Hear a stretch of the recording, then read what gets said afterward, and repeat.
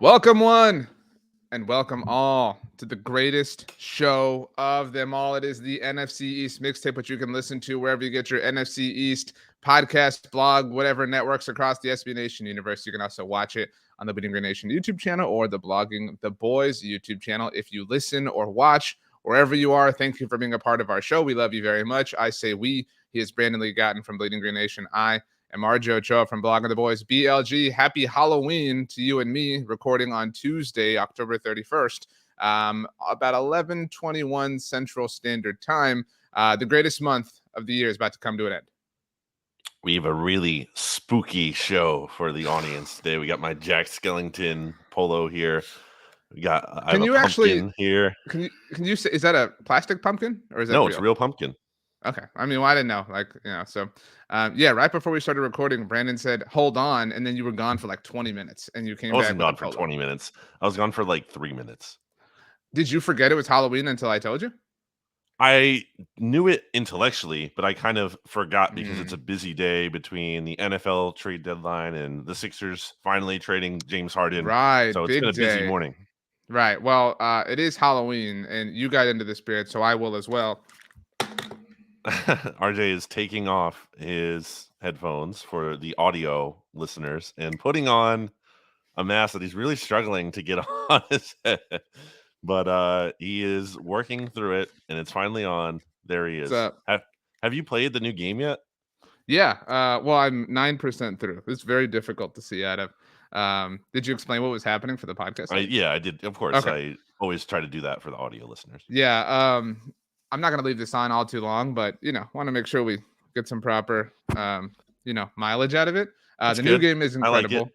Yeah. It is. I'm excited to play it. I haven't played a video game in a long time, just too busy, big time flex, but I love Venom, so I want to play.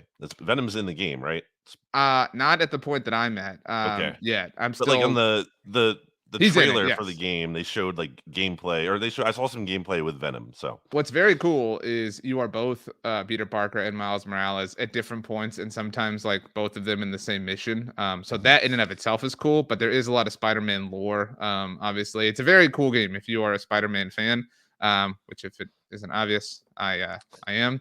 My son dressed as Spider-Man at daycare today. We all dressed as Spider-Man last year. That's the thing, BLG, and I think some other parents out there will understand. You can't throw away costumes. You can't get rid of them. He was Spider-Man for trick-or-treating last year, but he gets to wear to daycare this year because it's, it can get dirty there. He's Winnie the Pooh as far as our trick-or-treating that is yet to come. How do you spell Spider-Man? Capital SPIDER dash capital MAN. Good job. Yeah. I'm going to take this off now. It's very difficult to speak. All right. RJ's going to take off his headphones and then take off the mask he's wearing. He's back without the mask. All the bad guys are going to come get me now that I revealed my secret identity. If you're not watching the NFC East Mixtape on YouTube, I mean, what are you doing? Seriously. I mean, where else do you get that kind of stuff? I mean, subscribe, bleedinggreenation.com. And the Bleeding Green Nation, well, not bleedinggreenation.com, but the Bleeding Green Nation YouTube and the Blogging the Boys YouTube. Big day, obviously, besides the Spider-Man mask happening. Now, some of what we talk about could be dated by the time people get to listen to this on November that's 1st. No different than not even just every NFC East Mixtape. We got a big trade that happened right before we started recording, which is a very good thing. But you mentioned it. Congratulations, James Harden, no longer a part of the city of Philadelphia. We've got a lot of trades, actually, more than we ever have to talk about in a single episode. We have games won between two divisional teams, and we are, of course, talking in the lead up, or I guess the week of the Dallas Cowboys visiting the Philadelphia Eagles on Sunday afternoon. We did not get the Rangers-Phillies World Series, T's and P's on that. That would have maybe been the only thing that could have made this a little bit bigger. But on the subject of that, and obviously we have a lot to get to, our plan is to have a live mixtape on Thursday evening in parallel with Thursday Night Football. Thank goodness it's not a great game. I did want to shoehorn in. We are going to get a Pennsylvania-based team in the Steelers facing off against a team that has a star on its helmet, because the Titans have those three little ones that border the logo. Steelers and the Eagles used to be the same team at one point. Anyway, so it's kind of a proper, two teams to work in parallel with our live mixtape. So that will be streaming for sure on the Blog of the Boys YouTube channel. We always run into difficulties there, but we will of course podcast it and everything. We'll make sure that you have points of access to it on social media as well. We are also working on coordinating some friends to stop by, Brandon, because it's Cowboys Eagles week, so it has to be a big one. I mean, that's too soon. Rest in peace, Matthew Perry. Oh man, that was man. I mean, like celebrity deaths obviously are impact people in different ways. I, like a lot of people our age, grew up with Friends, and I've seen You it a million times. literally, were friends with Matthew Perry's character. Yeah, I saw this great quote about celebrity deaths. I mean, not that they're great, but it was like they impact people so severely in some ways because their characters are there for you on days where you're not feeling great, and their characters picked you up, in down moments and things like that, and so there's a sense of relationship there, and so Parasocial really, relationship. yeah, really, really, really, really sad. One of the funniest people to ever live. And so rest in peace, Matthew Perry. And your friend as Ross. Yeah, I mean, that was a big thing for me. I feel like I looked a lot more like him when I was in high school. When my hair's shorter, it really hits like early season Ross. But so, a lot of I didn't know when I was in high school and I would watch the show that I would go on to talk for a living about something. And this, Friends helped morph my personality in some ways, at least like the way I speak and converse in social settings, and help me get through being awkward, like moments like this. So, what do you want to do first? We have games, we have trades, we have. You got to go in order, baby. Okay, so divisional standing still the same. The Philadelphia Eagles continue to reign atop the NFC East.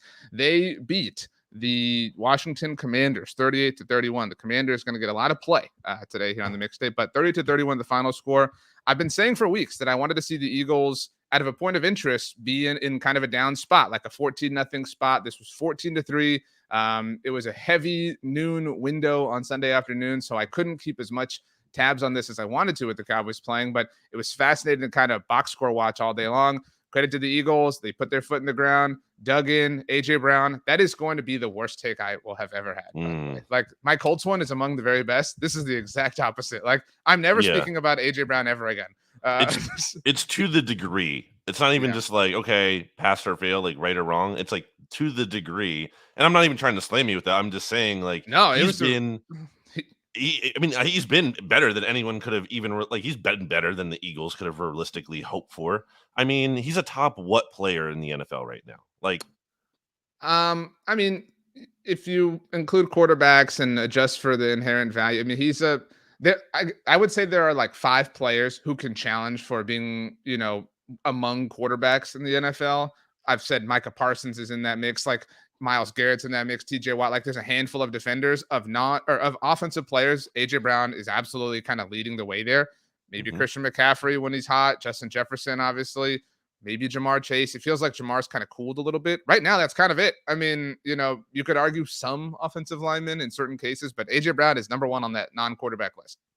He literally did something no receiver has ever done with 125 receiving yards in 6 straight games. And I mean, there's really no signs that, like, he's slowing down. I mean, obviously he won't just do this probably for the rest of the season, but I wouldn't be surprised if he adds like a game or 2 more, potentially even more onto that. He's unguardable right now. That's the thing. Like, the Commanders had good coverage on him too. This wasn't just like, oh, blown coverage or, oh, AJ beat them so bad. The Commanders defended him perfectly on some of those plays, and it just didn't matter because AJ Brown is that much better. He makes incredible catches that can't be guarded. Credit to Jalen Hurts, for giving AJ the chance and putting the ball, especially on the one-handed at first touchdown where he grabs it with one hand and then secures it with the other. Like, that's just thrown exactly to where only AJ can potentially get that. And, the defender has no chance at all. I think it was Benjamin St. Juste playing perfect coverage. Just, you can't do anything about it. So, yeah, I mean, he's been insane. And he basically is the Eagles offense right now. That's fine because, like, it's working. Why not go to it? And yeah, for as much as ire as there's been about Eagles offensive coordinator Brian Johnson, I mean, Eagles are like they're 3rd in points, just right behind the Cowboys. They are like, first and first downs, and they're high ranking in a lot of offensive categories. The offense is humming. like were not that far away from putting up 52. They didn't do that, but they were like one Jalen Hurts tush push fumble at the goal line, which I'm not really like worried about that being an issue because it's been an unstoppable play for them. It's Way not more often. unstoppable anymore, though. It was I literally mean, like stopped. nearly unstoppable Okay, play. as A long very as we're high literally correct. percent, a high percentage, a incredibly high percentage play for them. And then the Kenny Gainwell fumble, which is just, I don't know why we're using Kenny Gainwell in the red zone, but in any case, both of those happened with inside the 5. I mean, like they were knocking on the door. A 50-point performance there ended up with 38. Offense is humming. I did want to add one more thing on AJ Brown. When I saw this, like I kind of, again, you kind of see things popping throughout the day. And then, sometimes, and we forgot Tyreek Hill in the discussion of players in that capacity. And so, like, sometimes Tyreek will have a big day, and it's like, well, of course, he had like an 84-yard touchdown. You know what I mean? Because that's like what Tyreek Hill does. No, the longest reception that AJ Brown had was 25 yards. I mean, so like, it's not like, he had this big chunk, you know what I mean, that like Yep. kept the 125 whatever streak alive. He can do that though. That's the thing. It's just Sure. like there's really no weakness with AJ. Like he can go. He wins at every level. He can catch a pass short and break tackles. He can win in the intermediate game, which he does a lot. He can go deep. He can be a deep threat, but he doesn't have to. To your point. It was funny from like an NFL culture standpoint to see the tush push stopped, and to see like everyone's brains kind of break in the moment. And I do think that this kind of speaks to the weird commanders of it all. I think this is going to be an episode where we like intermingled the discussion for all 4 teams, just because there's so much happening. I heard a take from Greg Rosenthal on the latest Around the NFL podcast, where he said that this relationship that the Commanders kind of have with the Eagles right now reminds him of the one that the St. Louis Rams used to have with the Seahawks, like in the heyday of the Seahawks, like just this weird, remember how like Jeff Fisher's Rams, like for whatever reason, like always hung with or beat the Seahawks. And that kind of began the weird NFC West relationship that we still kind of see a little bit today. But it was strange, like how that was like their kryptonite. And you can't really say that because the Eagles won both of these games. But the Commanders, I mean, it was, I imagine you were stressed or tense or whatever, like, and to be able to stop the tush push. I mean, like, I would say, if you ranked the 10 most stressful moments of, Eagles football the last 2 years, maybe Washington is responsible for like 5 of them. I mean, like that is weird, but it's true nonetheless. Yeah, I mean, when the tush push, you're fumbling on that instead of getting a touchdown at the 1 yard line, and I believe I Massive tweeted swing. it out at that point. It's like it's just not your day at that point. Like that's not like, well, it was a bad call or the players didn't execute properly, which they didn't. But I mean, it's not like again something that's characteristic as much as it's just okay. This is the downside of that play, I guess, and it rarely ever happens, but it did happen in that moment, and it was a big point in the game.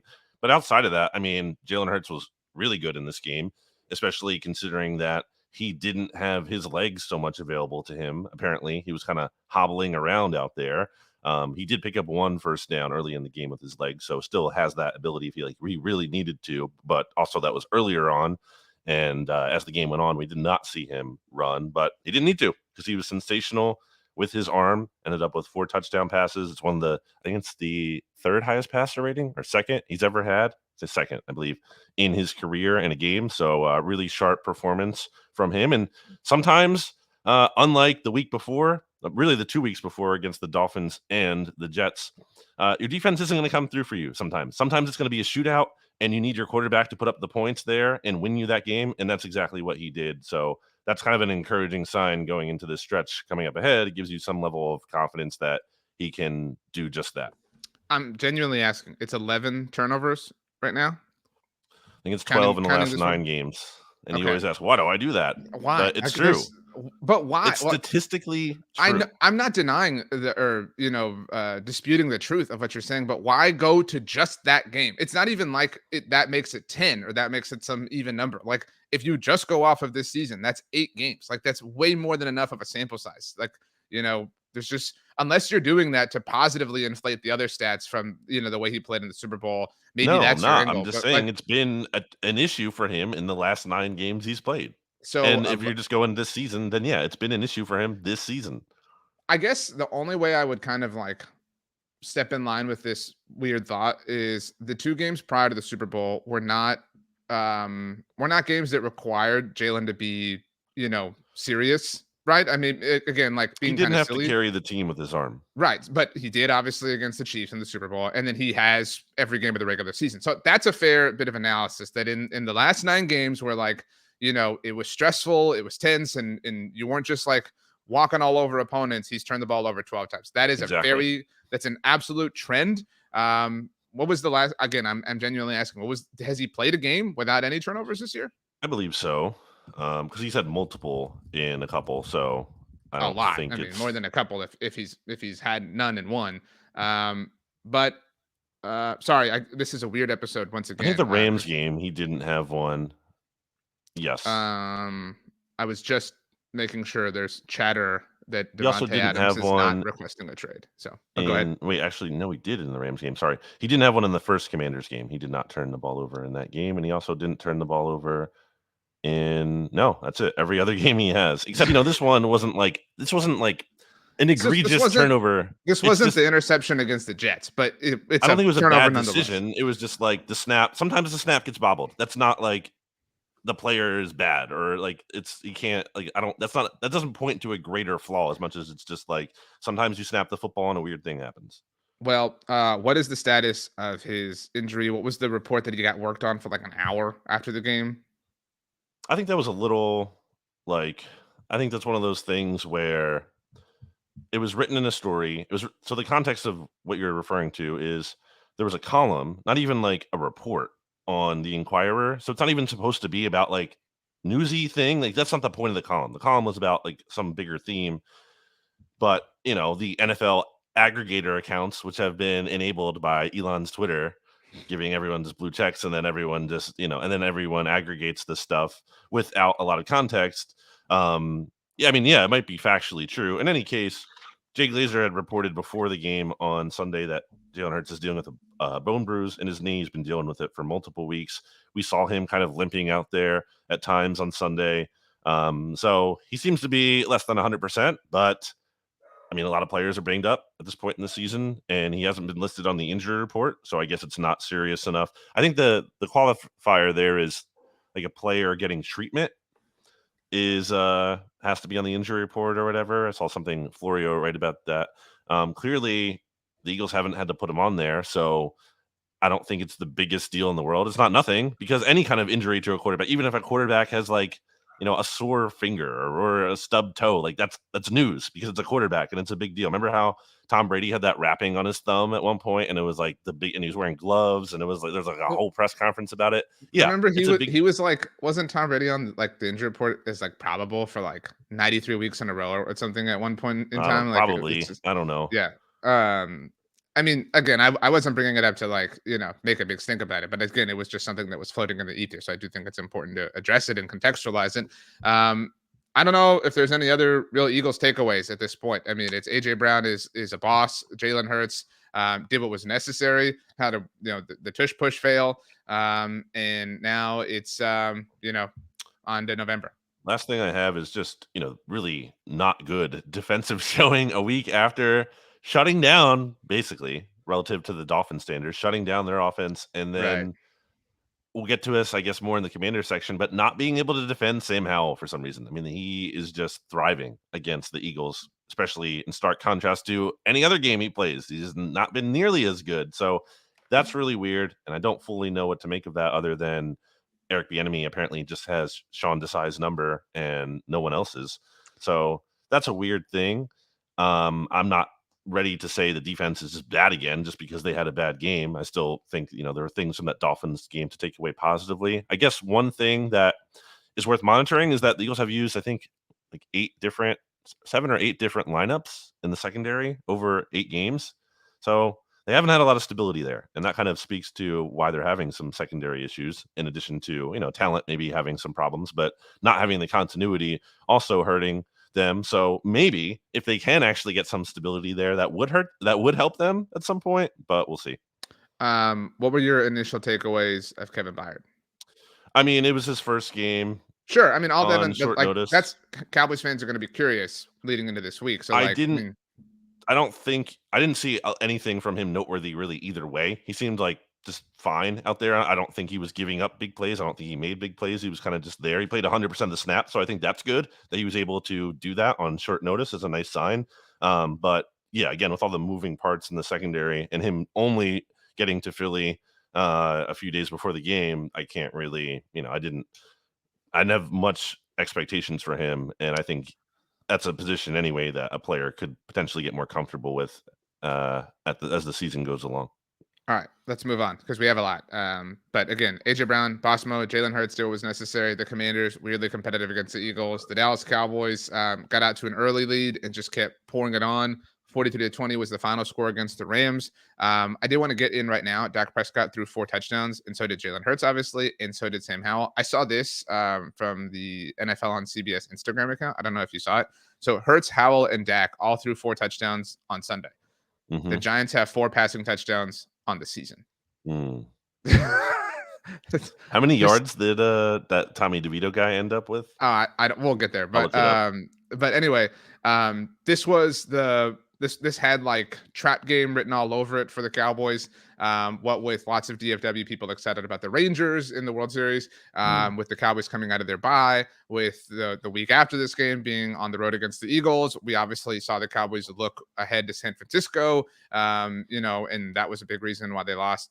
We kind of think in our observations to the Cardinals, even though it wasn't directly the week after, but this was an impressive kind of not that from the Cowboys. Like I said, it really got away from the Rams over the course of 2 minutes and 58 seconds, to use the great Bob Sturm's analysis.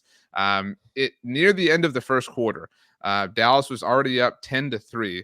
And then the pick six happened. Deron Bland, who recorded his 3rd pick six of the season, he has just been this incredible find for the Cowboys, obviously, and is thriving with the new responsibilities in the aftermath of Trayvon Diggs' injury.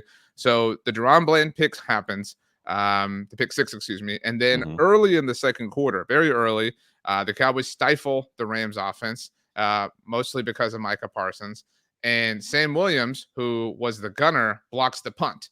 Okay, holy crap! But punt goes out for a safety. Hey, it would have been cool if he had recovered this for a touchdown, but he blocked it very ferociously. Not the biggest deal in the world. And then Kevontae Turpin has his best return of the season immediately after. Holy crap, everything is going right for the Cowboys. And then like 5 seconds later, Dak hit CeeDee Lamb for his 2nd touchdown of the day. It was over right then, and everything was kind of pretty much in cruise control after that. It was Dallas's 11th straight win at home. They've won every game at home since the season opener last year. And it was their 29th overall win since 2021. I tweeted this out. The only teams who have won more games, regular season games, obviously, than them in that time are the Chiefs with 32, and the Eagles and Bills are both tied at 29. It's 28 for Dallas. Sorry, 28. Whatever. They're behind. You get my point. I'm getting the math wrong, but still. What do you think we learned about the Cowboys from that game? Well, that they weren't looking ahead, that they clearly identified some issues on offense. That's what I think maybe was the biggest takeaway. I wrote this big article right when the bye week began about how the Cowboys weren't utilizing the middle of the field at all. And that really changed in this game. Jake Ferguson had the first touchdown of the day. It was probably the prettiest catch that any Cowboy had. And it was right over the middle of the field. And we've seen Dak really thrive there in the past with different tight ends. And Jake Ferguson's now the beneficiary. I don't take anything away from him. But, again, Dak has made that position succeed a lot in the past. We learned that they realized, hey, maybe we should force feed the ball to CeeDee Lamb. We have been saying forever as Cowboys fans, even prior to CeeDee, like, why don't you use Amari Cooper the way that the Packers use Devontae Adams, or the way that the Rams use Cooper Kupp? Like, why don't, like, this dude should have 1 billion targets? Like, why, everybody was so pissed off that Michael Gallup had 10 targets against the Chargers, and all due respect to Michael Gallup, that made sense. Do you know how many targets CeeDee Lamb had in this game? I don't. He had 14. What would you guess were the next highest? The number of the next highest by a Cowboy? 5. 4. Oh, wow, you failed all over the place. So again, it was the CeeDee Lamb show. I mean, and good, like that's what it should be. They also learned that, hey, Brandon Cooks kind of a deep threat. Like maybe you should let Brandon Cooks just take the top off of defenses. So I don't know that the reaction is the same as after week 1 and week 2, where it was like, oh, this team walks on water. Everything they touch turns to gold. They can't make any single mistakes. But this really on offense looked like the identifying of problems, the assessing of them over the course of the bye, and the implementation of some different things coming out of it. And again, I would say the final takeaway would be that they didn't get caught in this game, which is a new thing for them. It is maybe not new, but this is a hallmark of the Mike McCarthy era. And everybody can make their jokes, but they are so different in that they don't get, they don't sleepwalk to these games. They beat the crap out of bad teams. They defend home turf. Those were not things that they did in the Jason Garrett era, which again, I'm not saying that because Mike McCarthy is better than Jason Garrett, everybody freak out, but this is a newfound sort of phenomenon for the team. I think we've seen the Cowboys look really good when they've looked really good this year. And when they don't look really good, they look pretty bad. So it's just, I know that sounds very simple and reductive, but it's one of the two extremes, basically, it feels like this year. They're kind of a Jekyll and Hyde team. I don't know. I guess the Jekyll is the good side. They've been more Jekyll than Hyde, but the Hyde has been. I really don't. Is that a Christmas thing? I really don't know. What are you talking about? Is Jekyll and Hyde a Christmas story? Like, I feel like it was. No. It's a thing that's around Christmas. No. I thought it's I always thought that, I've never read. It's like a scary thing. But I thought the timing of the story took place at Christmas time, but I could be wrong. I mean, I don't know if that's true. I'm looking it up here. I've never read anything. I don't know if it's something to read. Is it a movie? Like, is there a Jekyll? I understand the reference, but I don't know where it comes from or its point of origin. By the way, while you're looking that up, thank you. Gothic novella. Well, thank you to all of the mixologists who told me over the course of last week that Bruce Springsteen playing or not playing rather, and Huey Lewis and the News playing when Michael Scott thinks that apparently it's a joke that Michael Scott thinks Huey Lewis and the News are Bruce Springsteen. That's why it's playing on that episode of The Office. It's not an accident. And I was also reminded several times that I've complained about this in the past. So now I'm starting to we've done the mixtape so long that I've forgotten things that I complained about in the past. So that was kind of a cool tangent. But anyway. Yeah, it's not. I don't think it's holiday related. What's that movie? Oh, The Page Master. I love that movie. There's a Dr. and Jekyll and Mr. Hyde reference in that movie with is that Macaulay Culkin?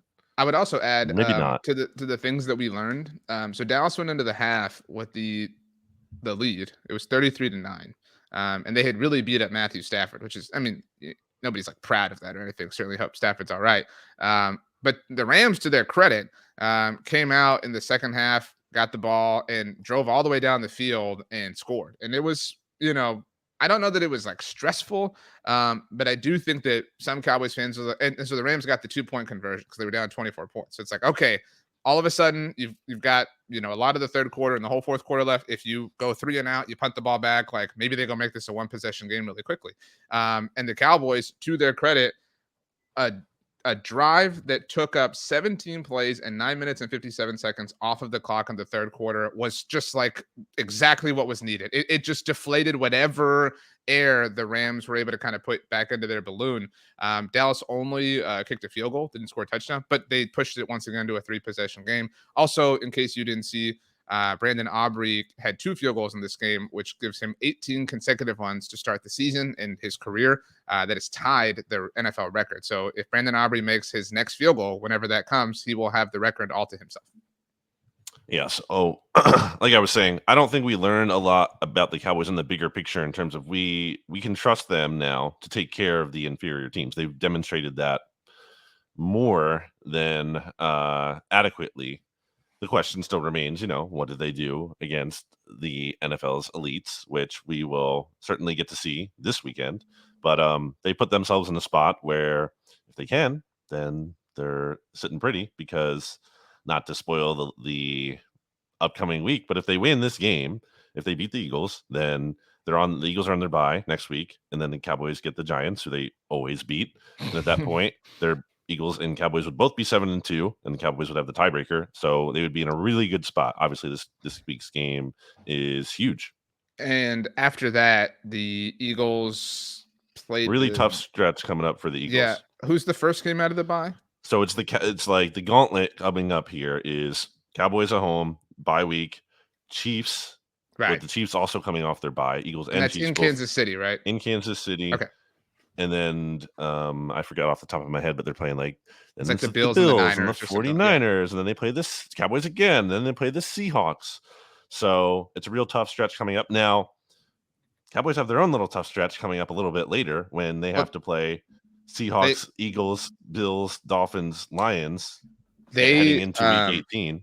The Cowboys through Thanksgiving. This Eagles game is the toughest game that they have between now and post Thanksgiving. They get the Eagles on Yes. Sunday. They get the Giants at home next Sunday, which you talked about. They generally own them, and the Giants have Mhm. admitted to being sellers. We'll get there in a moment.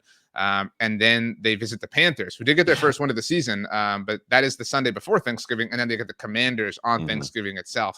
And so we've been talking a lot at Blog on the Boys about how you got to stack some wins up right here because to your point, the Thursday after Thanksgiving is Seattle, and then you get Philly at home after the mini bye, and then after that, back to back, you go to Buffalo, In Miami, Buffalo, in and then Miami, you yeah. left out after Miami, you come home and you host Detroit. No, I said Um, that. I mentioned that oh there. my bad. Well, I I wasn't said listening because I'm Lions brain. leading up to week 18.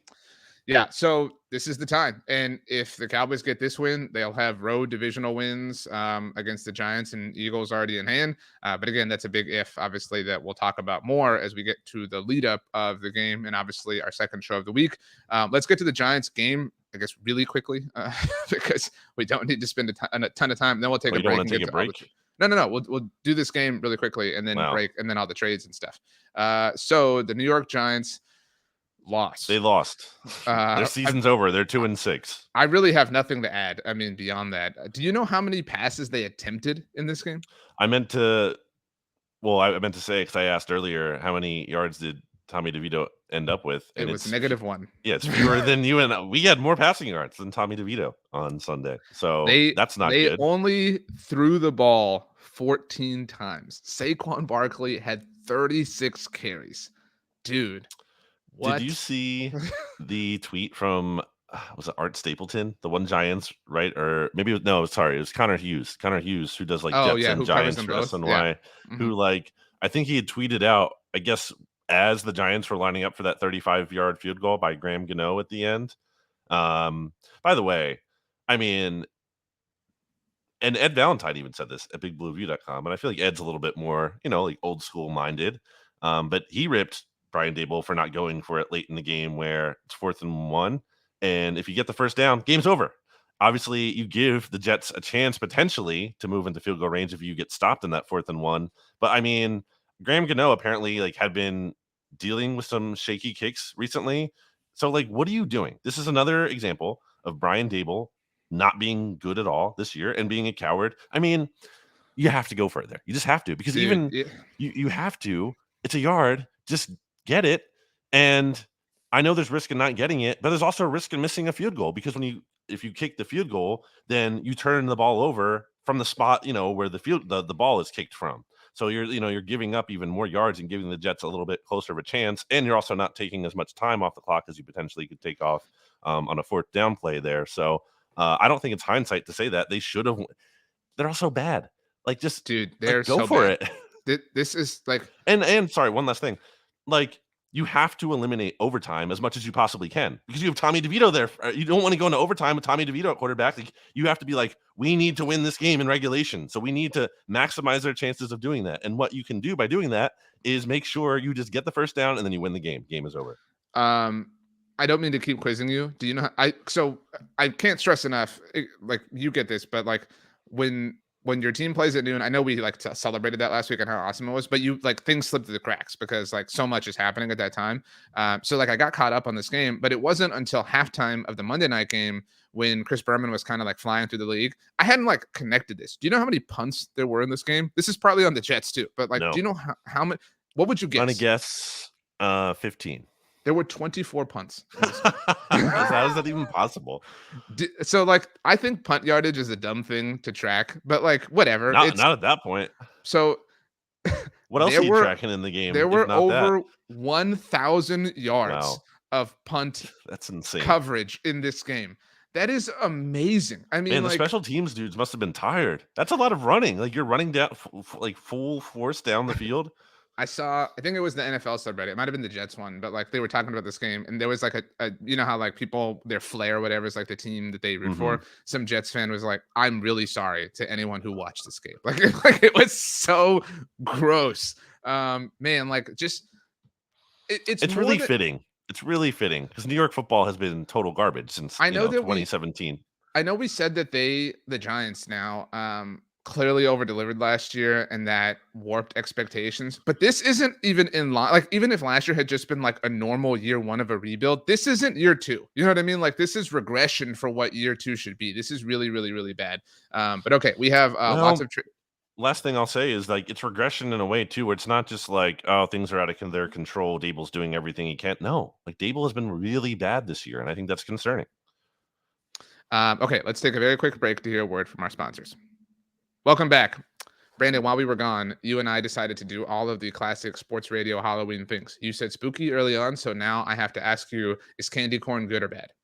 It's very good. I agree with you. You actually had a take on Halloween candy after we recorded last week that I thought was really profound. That What I did I would like say? you to share because I don't it was remember about. what I said. I want to give you a clue, but I don't want to steal your thunder because it was a real. I don't want to like take credit for this. I've already taken credit for it like 6 times in my personal life, and shared it with people and acted like it was my take because I'm a thief. But it Naturally. was about Twix Mini. Do you remember this Mini Twix? No, what did I say? All right, this was copyright Brandon Lee I Gowton. remember You saying something, but I can't remember what it was. You said that mini Twix was the perfect like mini like quantity. That a lot of Oh, mini okay. candies, Yes. you like they're either too much or too little, whatever. That a mini Twix is Yes. like perfect, and I agree with you Right. completely. Yeah, I stand by it. I mean, don't get me wrong. I'm not going to like turn down a full size Twix, but I think yeah, relative to the other fun It's too size much. candies, if you're telling me I can have one fun size candy from all the options, I'm probably going with that. You're going also with the verbiage fun size as opposed to mini. Interesting. Mini, fun size, which isn't really fun. It's never more Right. fun to have less candy. Right. Okay. Then that's that. So I want to reiterate. We need to reiterate that it's now 11:57 Central on Halloween. So it's very possible, in fact, some would argue probable, to Brandon's point earlier, given the history of this show, that something else has happened. But to date, Brandon, we have 4 trades involving NFC East teams. Now, we talked last week about the Eagles trading for Kevin Byard. We obviously talked about him when we talked about the game. There was a second Eagles trade. It was a small one, but can you just Mhm. please let us know what it was that happened on Monday Yeah. afternoon? They traded Contavious Street, who was basically like the fifth defensive tackle in their 6-man defensive tackle rotation, to the Falcons. They also traded a 2025 seventh, and they got back a conditional 2024 6th-round pick, which the condition is Contavious Street has to play 6 games. I would think he'll hit that, barring injury, because the Falcons just lost Grady Jarrett, and they Mhm. went out of their way to acquire Contavious Street, so I think they would want to play him. But basically, what to know is that the Eagles gave up a 2024 sixth in the Kevin Byard trade. So this kind of, in addition to a 2024 fifth. So this kind of helps them recoup value there. And it clears up a spot for Moro Ojomo, who they drafted in the 7th round this year and kept on the roster as their 7th defensive tackle. But he kind of was blocked from being able to play. So not really the biggest deal. It's kind of funny because it's like, wait, they're selling even though they're good this year? Not really. It's just that they had an expendable player. They could get something for him, and they did. Okay, thank you for the update. I think you would agree, though, some pretty inconsequential trade. There's 2 others that are of extreme significance. Also on Monday afternoon, the New York Giants traded away Leonard Williams. Leonard's finally out of New York. What are the Seahawks doing? What are they So, but doing? but Leonard Williams is finally free. Like we talked about, and we joke about all the time, the like funk that New York football's been in since 2017. Leonard Mhm. Williams is finally free. Like you know what I mean? Like head to the West Coast, baby. But he is headed to the Seattle Seahawks. You mentioned this. The Giants received in return for Leonard Williams a 2024 second round draft pick, obviously. So that's next year. I know that 2024 sounds like it's like 5 years away. This next year, dude. And a That's a fair 2025 point. fifth. So the big thing is the second round pick next year. This is smart if you're the Giants. You've got to come to terms with what the season is. You got to cash out on what you can. You got to acquire a lot of assets because you're going to need an influx of young talent.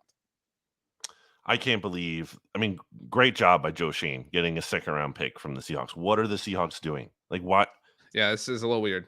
What? Why? Why? Who? Like, why do you have to have Leonard Williams for what? Like half a season? I don't There know. was Did all the they? there was all the chatter before the season about how their like run defense was going to be terrible. You know what I mean? So like, I mean, again, like if I'm reaching to explain it, I mean The That's Giants about have as had far as bad I have run to go. defense with Leonard I'm Williams. not. I'm not like advocating for the move, and I'm certainly not happy because I'm pissed because this was a net positive for the Giants. But In his last 20 games, Leonard Williams has 4 sacks. I don't think you should base it all on sacks. I mean, but yeah, That's a that's big. still a You're tough giving up scene. a second round pick, RJ, and he's turning Uh, 30 next year.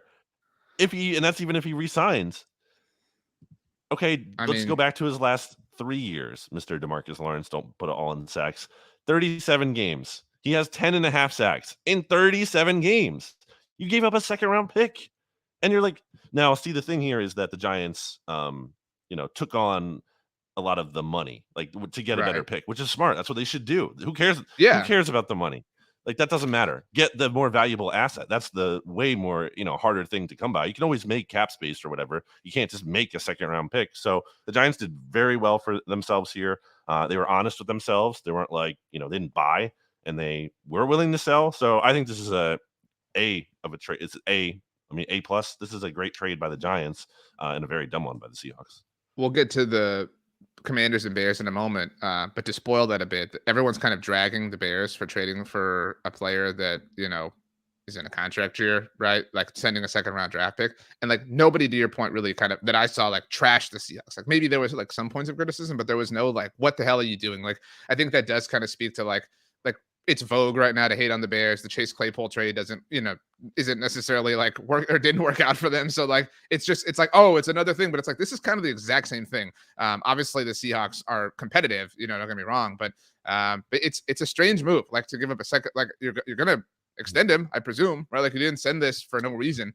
So I mean, I guess, but to your point, you're extending somebody who's going to be 30 by the time pen meets the And it's a paper lot and of all that money. shit. He's going to be costly. Like he's made a lot of money in the past. You're not getting him for cheap, and he has leverage because you gave up a second round pick for him. I do think this is the clearest indication, not that we were lacking it, that the Giants are waving the white flag on this season. And how could you not? I mean, you know what I mean? Like you're 2-6. It is what it is. Not even are you just 2-6, but I mean, like the Eagles and the Cowboys are two of the best teams in the conference. So like, you're not climbing out of that hole to overtake them. Right. And again, you got a second round draft pick. The rest of this season is about figuring crap out. Whoever else you can move, you have to. And by the way, we will address the whatever moves do happen, obviously, between now and our live show on the live show, particularly if they involve the Eagles or the Cowboys. But are we done with the Giants? I mean, because again, this was kind of like this was a big win for them. Well, who do they have next? Didn't they have this crazy schedule here? The Is that done Giants now? next, and I'm glad you brought this Well, up. we'll get to that Actually, later. Never mind. they visit the Raiders next, but for what it's worth, the Eagles still have to play the Giants once, correct? They have to play them. Wait, the Giants? Yeah, or the Eagles haven't played the Giants The at all Eagles yet. play the Giants. Are you ready for this? In week 16 and week 18. Dumb. That's like So the dumb. Broncos Chiefs thing we just saw. I hate So that. dumb. I mean, at least they don't play them in back-to-back games like they did the Commanders last I year. That was guess stupid, but at least you can say this is dumb we're on the same page here. At least in the Chiefs Broncos thing, it was on a Thursday night, the first one. So there's like more days between those two, but still I dumb. suppose. But again, we agree this is stupid. So no Leonard Williams for those games, obviously, but the Eagles still have to play the Seahawks. And similarly, the Cowboys have already played the Giants once. So they will not see him next Sunday when they host the Giants. But they will see him obviously with the Seahawks on Thursday Which Night is Football. worse because you'd rather him be on the Giants still. Sure. Okay, so we're ready to move on to the Commanders, who so this had never happened before in the history of the NFC East Mixtape. I guess it had with Carson Wentz. So both times have involved the Commanders. But that was a trade that spurred an emergency episode. The first. Right. This happened right before our normal scheduled recording. It is obviously the day of the deadline for you and I in terms of our time. And the Washington Commanders, well, first of all, there was the report. I think it's silly when these things come out, but it is just what it is. There was the report on Sunday, like in the morning dump of news or whatever, that the game against the Eagles was going to be like a domino effect or a fork in the road for the Commanders. Like, if the brass tacks of it all was like, if they lose, they're going to trade people. And it was like, well, duh, they're probably going to lose. Although it was 14-3 at one point. So, what the hell do we know? But anyway, Commanders lose. So that sends them down one path. They traded away Montez Sweat to the Chicago Bears. We obviously hinted at this and everybody knows about it by now. It was a second round draft pick. What are you doing, Ryan Poles? But that's neither here nor there. In 2024, A+ move for the Commanders in my book. You gotta cash out now. And at the time of our recording, Chase Young is still on the team. Grant Paulson tweeted out that the Commanders preferred to move Chase Young, but they liked the compensation for Sweat. So you can't blame him for this. But again, A+ even. I mean, he was in a contract year. You had to do it. I saw if the season ended today, which it doesn't, the Bears would be sitting the number 35 overall pick. So like almost, a very late first there. And obviously the Bears are going to continue to be bad here, I think. So, I mean, this is a great move. What's going on here? Usually we get on the podcast and rip the Giants and the Commanders for doing dumb things. Now they're doing smart things. I don't like this. I think this is a very smart move, and it's also concerning it's especially concerning because, and it must feel great if you're a Commanders fan, because there was concern that, okay, they're not actually going to make moves at the deadline because Ron Rivera doesn't benefit from that. He's a lame duck head coach. He has to do everything in his mind to try to win now still, even though that's clearly DOA. So they're clearly not operating that way, which is smart. They shouldn't be. And they also shouldn't be allowing just a week 8 game against the Eagles to dictate whether they're like on the right track or not. But hey, it worked out to where they are selling. And I don't think they shouldn't sell both guys. You can't just sell everyone. Like, it doesn't need to be a fire sale. I think the thing is that you have to wonder potentially, can you re-sign all of them? And I think it makes sense to pick between Tayshaun and Montez Sweat. And it seems like that's what they did here.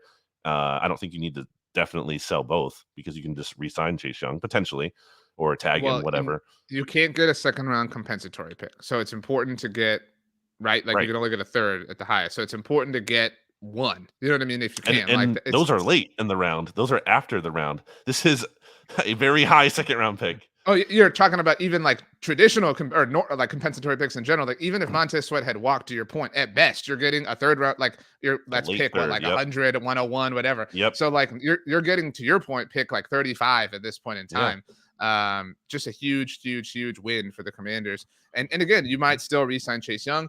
Maybe he's not the player they move next if they do move somebody. If we had to forecast, maybe they move Jacoby Brissett. I know there's a lot of people who want to see him wind up in Atlanta or Minnesota.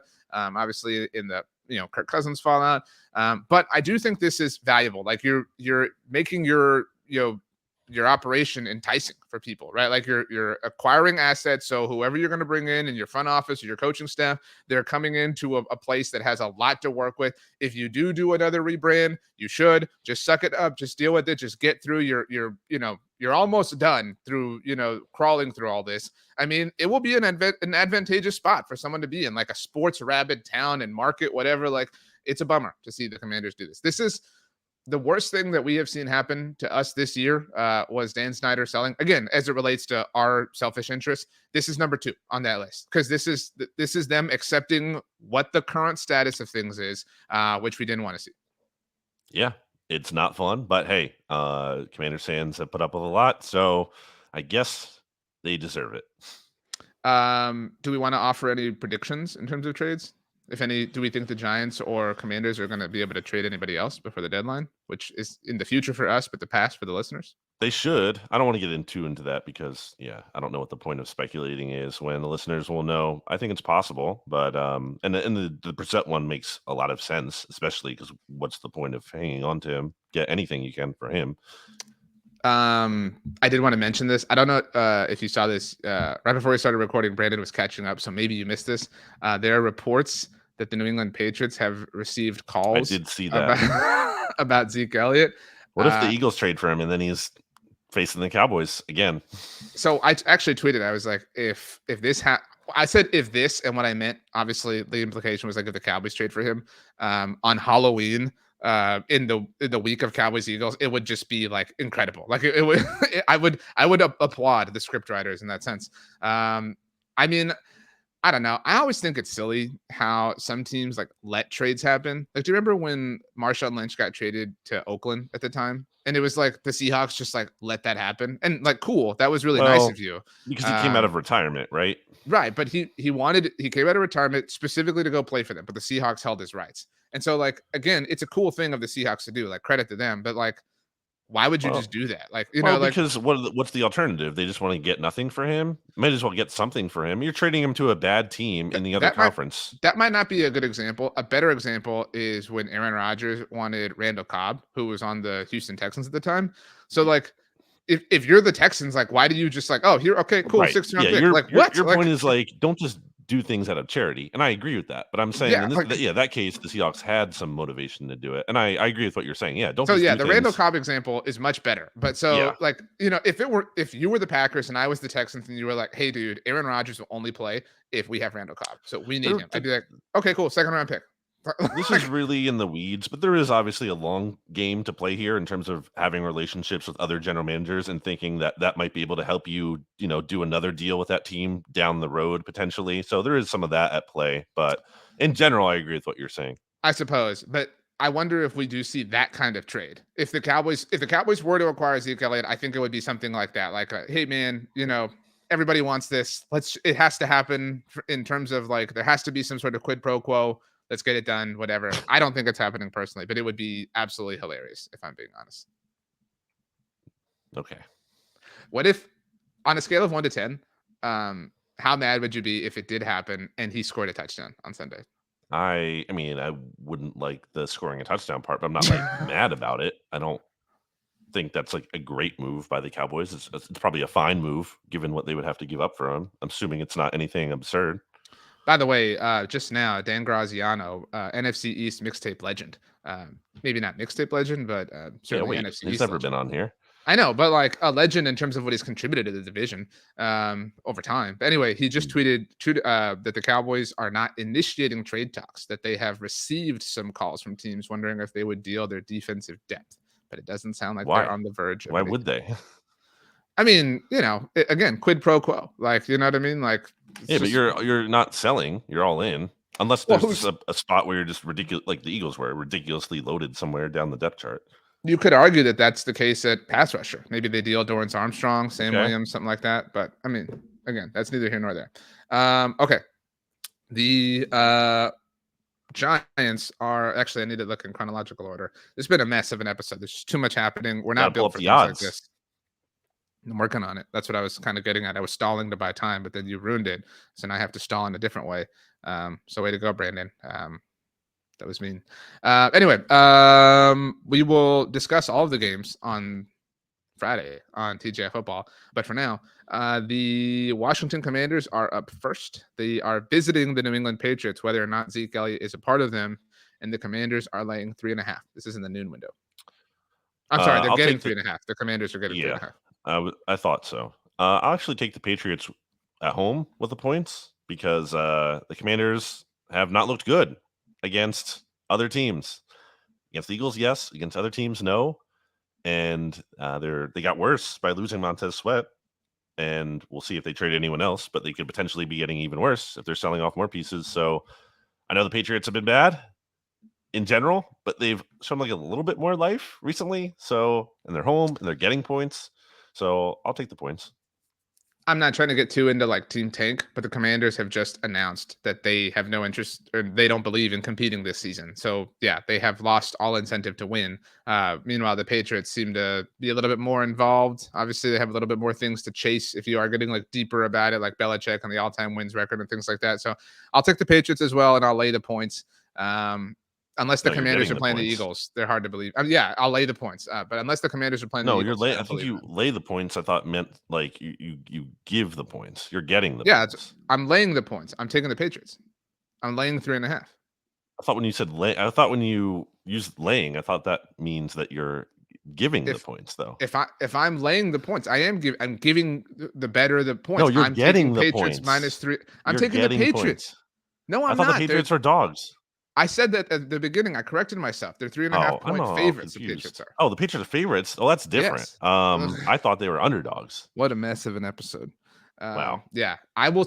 Despite your thought, See, whatever. usually I will we take the have Patriots and the lay graphic on the three and a screen half on points. TGI Football, and that helps me out here. But I'm not looking at it. I need to see it. I'm I'll laying still three take and a the half. Patriots. Whatever. Yeah, Are you laying the points? I'm taking the Patriots to win the game and cover. The Giants and Raiders are going to have a lot of Ugh. ratings, but like no ratings because they're playing at the same What an time awful as game. the as the Cowboys and Eagles. Um, yeah, Patrick Graham revenge though. The Yeah, Raiders in Las Vegas don't even have a 3-point home field advantage against the Giants, dude. They're that's 2-point sad. favorites. Yeah. Against a Giants team that doesn't even have like a definitive quarterback. I guess Daniel Jones has been cleared, but like, what's his status truly in terms of being healthy and effective? I will take Um, I will take the Raiders and lay what's the points. how much are they 2. favored by? 2. I'll take the Giants. Screw it. Okay. You can Raiders tell. look so bad, dude. That Lions game, so bad. Oh, I know. So I wanted to say something in advance of the Cowboys Eagles game, and we'll obviously have a lot to say about it on the live show. But this was so predictable. I should have realized, and I was mad at myself on Monday night when I had the World Series on the iPad, and they were advertising because it was on Fox the Cowboys Eagles game this week, and I thought to myself, "Damn it! I should have the moment that the World Series schedule came out, like whenever it was." I should have been able to like predict that would have been the week that Cowboys Eagles, would have been. Because like, of course, they're going to use the World Series to like push the Cowboys Eagles game, blah, blah, blah, because that game's going to do monster numbers. But you can really tell when the NFL wants a 3 o'clock game to like be the only one that everybody gets. Do you know how many games there are since I've asked you a million do you knows? Do you know how many there are this week? In the 4 o'clock window, Yeah, at 3 o'clock, 4 o'clock, whatever you want to call it. 2. There are 3 games. Okay. One of them is Cowboys Eagles. One of them is Raiders Giants, which you just said, what an awful game. The other is No one's watching that. the Frank Reich revenge game, the Colts in Carolina. No one's watching. Yeah, no one's watching any of those Those other are the games. 3 o'clock games for this game or for this week. So that's what I'm saying. Like the NFL is very strategically sacrificing, the Giants, Raiders, Panthers, and Colts so that everyone can effectively have a national broadcast during the 3 o'clock window before the Sunday night broadcast that is Bills Bengals. Is the distribution map up yet? I want to look at that It up. might not be because it's Tuesday for us. It usually takes Yeah. Looking at but 506sports.com to see if that's up. it is going to be No, not up yet. it is going to be everywhere. Like Yeah, it'll be everywhere except literally in whatever, Indianapolis. I know you don't play fantasy, but do you watch the Red Zone channel often? Sometimes.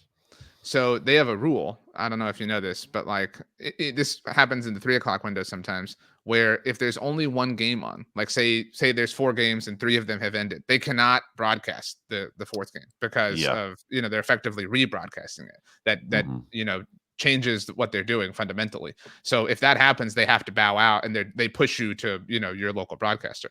But my point is like whatever number this game does from a rating standpoint, it will technically not include the red zone, which is effectively like Scott Hansen is not leaving Cowboys Eagles for anything except to show us a few touchdowns and interceptions. You know what I'm saying? Like it is, this game is going to be all over every single TV in the world on Sunday afternoon. Sure. But if we want to pick it now, I don't know if we want to save it. We're not. No, we can't pick it yet. I mean, we can talk about the matchup a little, but I think it spoils the pick. I mean, we should save the pick for the Thursday show. What's the point of even doing the Thursday show if we make the pick now? By the way, it's also too early in the week for such a big matchup.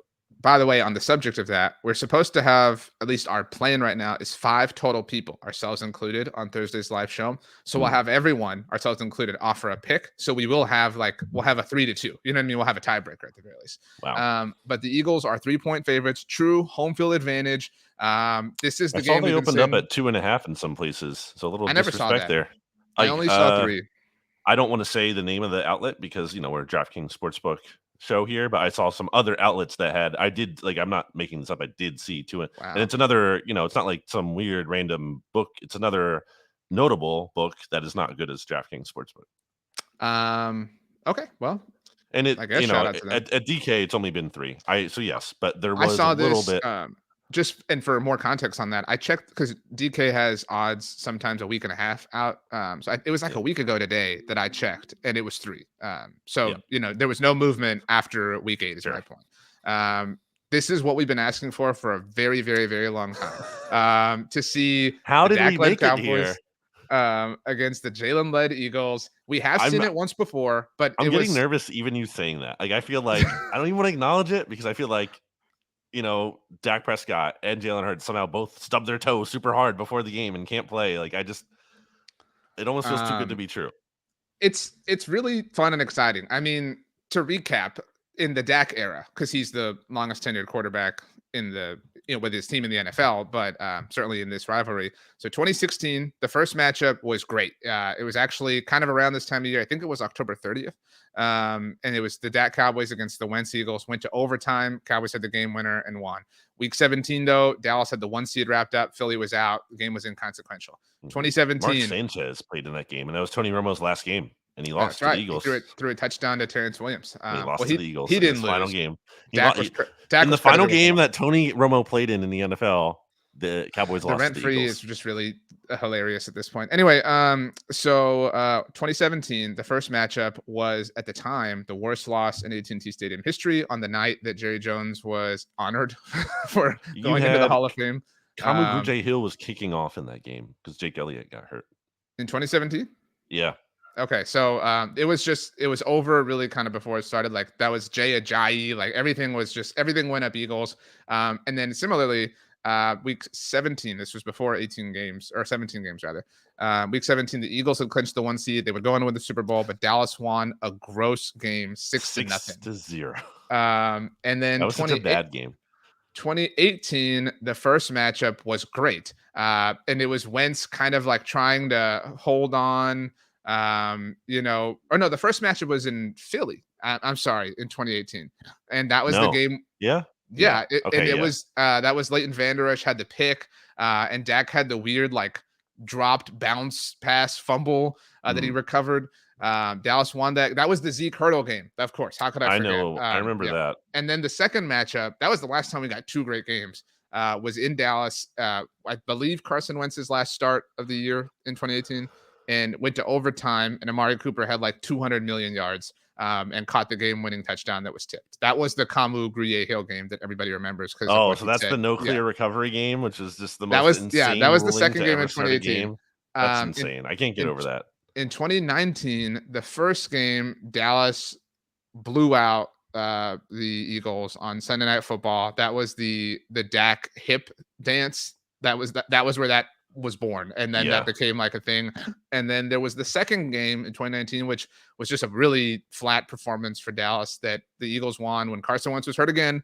And that was kind of if you want to talk about like an era ending in Philly, it was the Jason Garrett era. It ended that day against the Eagles in Philadelphia. Oh, late in 2019. And then Dak was hurt. That was the last like real consequential game that the two, because it was kind of, it wasn't for the division, but it was effectively for the division. And then 2020, the first matchup, Carson Wentz blew out the Ben DiNucci led Cowboys. And the second one, Andy Dalton blew out rookie Jalen Hurts at AT&T Do you remember Stadium. who Jalen Hurts threw a touchdown pass to in that game? In 2020 at AT&T Stadium? Yeah, it was like the first play of the game, and then he didn't play again the rest of the game, and then basically didn't play for the Eagles ever again, I think, at that point. Deshaun Jackson? Was that the return? Yeah. And so that was 2020. And then 21, the first matchup was on Monday Night Football. That was the only Dak Hurts game that we got. Cowboys blew them out. And then also like a very different version of what the Eagles are. I'm not saying it doesn't count. I'm just saying like the Eagles have like they're night and day from that point to where they are now. That was also, and we've talked about this since, the beat Dallas shirt game for Nick Sirianni. And then 2021, they met in the first week 18 that the NFL had. And that was on a Saturday, though. And that was they had both locked up their playoff positioning. Dallas just, got a bunch of records and then lost in the wild card round. Mm-hmm. Well, they both lost in the wild card round, actually, a week later.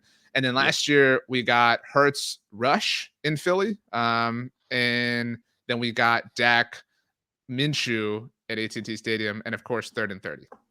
So, yeah, that's where we're at.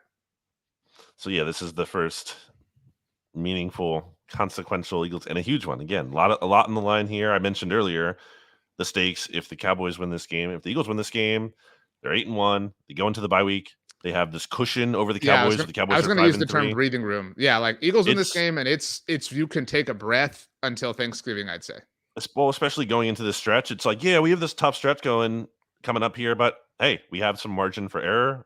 Like, the Eagles don't have to dominate this stretch. They don't have to go undefeated. They have to go probably 3-3 at least, I would say, and they have to at least win one over the Cowboys. If you told any Eagles fan that, hey, sign here for 4-2 and at least one is over the Cowboys, yeah, I mean anyone's doing that. Anyone's accepting 2 losses only out of that stretch. That'd be a really, really, really good result. And I think 3-3, more modestly, is probably what you're realistically hoping for. And again, at least one win over the Cowboys. If it's both, then you'll also take that. But yeah, it's a huge game. Looking forward to previewing it more. Definitely need to get a better sense of the injury reports right now. I'm not ready to make a pick. Honestly, it's too early in the week. I have to see the injury reports. I have to see how the vibes are in terms of the trade deadline. Trade If deadline. anything happens, at the 11th hour. Is any team chirping at each other this week, giving each other bulletin board material? There's a lot to figure out before Sunday's game, but I am very confident it'll be a good one, finally, as it should be, between Jalen Hurts and Dak Prescott. It's so big. It's so important that we're doing a second show. Once again, live NFC East Mixtape Thursday night. That is November 2nd at 8:30 Eastern, 7:30 Central. For sure on the Blog on the Boys YouTube channel, streaming live. But at the very least, it'll be repurposed on the blog, the Bleeding Green Nation one. We'll, again, have all points of access for you available every single place that you consume content. We will podcast them as well on both feeds. It's song time, Brandon. Rachel. Oh, which also, by the way, means you get 2 songs from each of us this week and some songs from our guests. I don't know if we're doing it again, but okay, we can. What do you mean if we're doing it? We have to. It's an episode of the mixtape. How could we not add songs? It's a live show. It's different. But okay, we have I to guess have it makes sense. Well, no, okay. How about this? The condition is the songs have to be live, like live recordings. Like it has to be a live recording of a song. No. Yes. Come on. That makes it so hard, though, for the guests. They exist. Do you not know that we live in an era where music is accessible and identifiable, like more than it's ever been? Like, come on, don't be lazy. I think you can do that if you want to. Mr. Like, I come up with A, B, C, D, E, F, G Halloween song. Can't come up with a live version of a song. Come on. the alphabet Halloween song. Yeah, whatever it was called. That was too difficult to find. Johann Sebastian Bach, man. Anyway, Rachel's song for the recorded episode this week is Hip Hip Hooray, Hip Hop Hooray by Naughty by Nature. An excellent song choice by Rachel. As always, Brandon, I usually go first, but I would like you to this week. Really? Are you sure? Brandon Why don't you go first? Ready. Ooh, Brandon was not ready. He's been exposed. I'm ready. I think you should go first. I have added a song by this artist before. And so I think this is the first doubling up we're doing. I know you said you wanted to avoid that. It doesn't matter. I didn't want to do it personally. If any artist is going to appear twice in this football season, it should be Taylor Swift.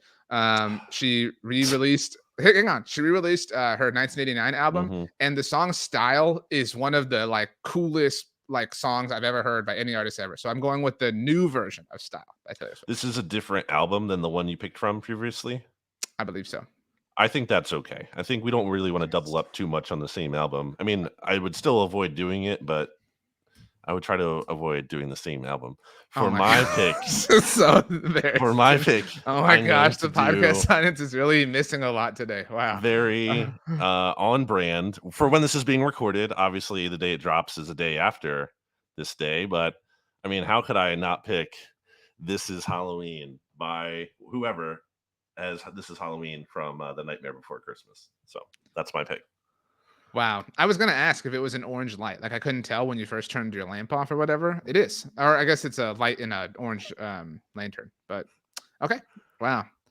Good for you, BLG. What if I had picked that song? That would have been... I knew you weren't because you've never seen the movie. I mean, that would be a very weird pick for you to make. Are you going to watch the movie today?